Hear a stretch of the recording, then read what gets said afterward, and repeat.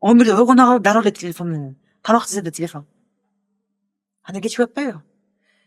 Мен дайыма айтам, мен дайыма сурайм. Балаңыз канчада уктайт кечине? Эми биз менен чогуу биз жатканда уктайт.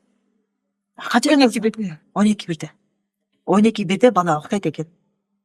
Бала кеминде 8 саат 10 саат укташ керек. Эгер кичинекей класс болсо, 1-класс болсо, мына түнкү 10-да уктадыбы? Бул 10-да уктаган бала эртең менен 6:30 спокойно турат. Эгер мектеп алыс болсо 6:30, мектеби жакын болсо 7-де спокойно турат. 7-де ыйлабай, ызы чыгылбай, истерика болбой, стресс жок эле турат бала. Уйкусу канат, толук кандуу канат деген сөз. Анан жакшынакай тамак ичип алып, тонбой алып кетет мектепке.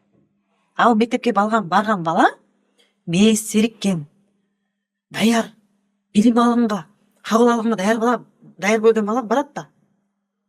Анан түнкү 1-де уктаган бала эртең менен 6:30 турат. Эми 7-де турат. Ал 6 саат уктады. Ал туруп настроениясы жок, көңүлү жок, шалдырап, агрессивный болуп барат мектепке. Барат, уйкусу келип, уйкусубайт, мугалим айтканды кабыл албайт, түшүнбөйт эч нерсе. Бирөө кандайдыр сайгалап койсо ошого реакция кылып урушуп кетиши мүмкүн. Мына режим деген бул гормоналдык жактан да балага таасир берет атпайбы? Эмоционалдык жактан нервный системасына таасир берет. Анан окуусунун ийгиликтүү болуусуна таасир берет. Анан ал бала мектепте келгенде дароо уктап калат. Анда режим бузулуп атпайбы?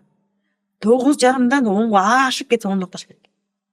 Такыр болбой баратса 10:30-да укташ керек.